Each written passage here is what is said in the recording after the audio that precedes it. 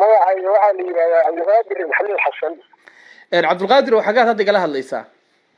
waxaan kaala hadlayaa meel la yidhaha badqabo oo ka tirsan adigu degmada jiriida ka tirsantahay degmada jiriid. waayahay, halkaasi waxaan xog ku maqalnay inay roobab xalay ka da-een, bal roobabkaas iyo saameyntooda inooga waran. halkaa roobab culus baa ka da-ay dadkii guryihii biyo wasarna ka kormareen, xerihii iyo xoolihii baa ka kormareen. xoolaha awra waxaan arkayaa saakoo dhan meesha balliga dhexsi laga jiidayey, kuwana waa looga tegay oo ku jiraa looga tegay oo meeshii dhex taagan oo biyo ay qoorta marayaan nima garad. waa garta aduu dadka deegaankaad kamid tahay, marka ma xoolo dhaqataa tahay mase magaalada degantaa ku sugan tahay?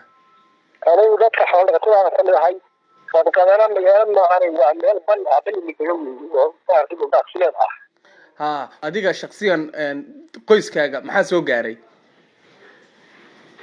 aniga shaksiyan waxay soo gaaray reerkii horta aqalkii baa laga qaxay oo biyaha ka sarmaray ma garan. waa garta ciyaalkii iyo dadkii meel dhamana baan u saaray, aqalkiina biyaha ka kormaray. arigiina adigu waxna meeshay ku daateen, waxana waxaa u diqadiqaynay meel dhamana u diqadiqaynay u saar. roobku goorma idinku bilaabmay?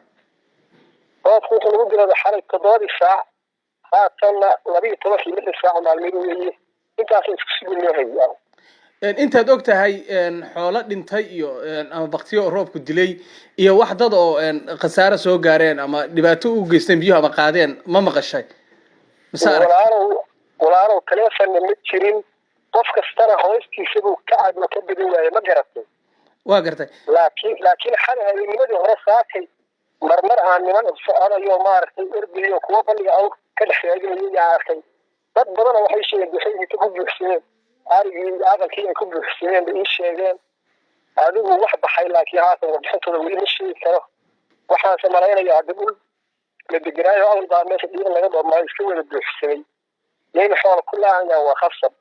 aduu marka ma dadka ma deegaankaasi halkaasa degan tahay mise meel kale kasoo guudhay maadaama aad sheegtay inay dhiiq aheed oo dad isugu yimaadeen?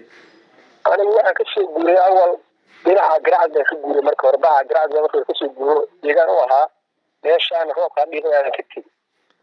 waa garta marka haatan xaaladiina guud bal ma jirtaa cid aad gurmad idii soo fidisay iyo cid aad la xiriirteen iyo cid aan la xiriiray iyo cid aan gurmad haatan soo fidisay ma jirin. ilaahay baan gurmad ka sugaynaa. marka haatan aan la xiriiro kalena ma jirtaan. maxaa idinkugu daran oo aad tabaysaan oo shaksiyan adigu as leedahay waxaasaan u baahanahayo ba fiicnaan lahay inaan heli lahayo kaa dhiman si dhibta ama ku haysata ama xoolahaaga iyo xaalada guud ee nolosha qoyska maadaama meeshii roob u ka da-ay biyihiina ay soconayaan? wallaahi horta ilaahay baan gurmad ka sugaynaa iyo inuu maaragtay dadka iyo dunyadaba ahayn iyo ilaahay baan ka sugaynaa. gaar ahaan haatan marka haddii adigu gurmad maaragtay ilaaadana waa iskaga baahan yahay. meeshii waxaa loo baahan yahay dacaa loo baahan yahay, sibaal baa loo baahan yahay, gaadiid iyo ciidan baa loo baahan yahay oo maaragta waxyaaba badan baa loo baahan yahay. rag soo gurmada dadka in loo baahan yahay, xataa dadki wax dabshitay male. haddii aan wixii haysteen aqlada iyo kii u dhisan baa biyihii dul mareen, biyihii ka kor mareen. hadda qolaan soo aaday waan usoo siri balaashiris ari badan haatan dhaqsigaan u jeedaa meel yaryara biyo laayeen. dadku xataa waa iskaga badnaa maar dad aqlaba wada iska xirsi ari xirsi iska wato meesha u qoofraacay abaartaas uga qoofraacay. marka waxaa jirtay dignino la jeedinayo ay dawladda ka imaanayay maalmihii lasoo dhaafay oo ku saabsanaa inuu roob da-ayo oo xeebaha iyo laga fogaado meelaha gudan.